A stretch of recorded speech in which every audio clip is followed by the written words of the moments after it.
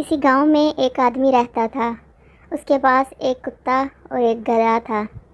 وہ کتے سے بہت پیار کرتا، اس کا بہت خیال رکھتا، جبکہ گدھے سے اتنا زیادہ کام بھی کرواتا اور اس کا اتنا خیال بھی نہ رکھتا تھا اور کھانے پینے کو بھی کچھ نہ دیتا، جس کی وجہ سے وہ ہر ٹائم کتے کی طرف ہی متوجہ رہتا، اس کے لیے اچھا اچھا کھانا لاتا اور کتا صرف اس کے سامنے دم ہلا دیتا اور مالک اسی میں خوش ہو جاتا۔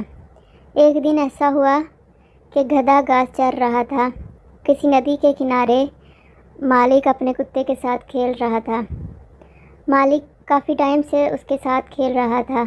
گدھے نے جب دیکھا کہ وہ کتنا اس کا خیال رکھتا ہے، اس کے ساتھ کھیلتا ہے، کھاتا ہے اور اس کو باہر گھمانے لے جاتا ہے، جبکہ میں ہمیشہ کام کرتا رہتا ہوں اور میرے ساتھ کھیلا بھی نہیں جاتا اور مجھے کھانا بھی نہیں دیا جاتا، تو اس سے اچھا ہے میں بھی ویسے ہی کروں جیسے کتا کرتا ہے۔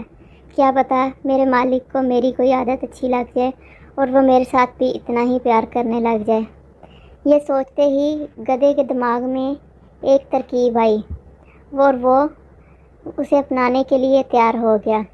وہ گدھا مالک کے کمرے میں گیا اور جا کے کتے کی طرح حرکتیں کرنے لگ گیا، کبھی دم ہلاتا، کبھی ٹانگ مارتا، کبھی ادھر کودنے لگ گیا اور تمام سامان کمرے میں گر گیا۔ مالک نے ہمسایوں کو بلایا کہ یہ گدھا تو پاگل ہو گیا ہے۔ سب نے مل کر گدھے کی خوب درگت بنائی اور گدھے کو گاؤں سے باہر نکال دیا۔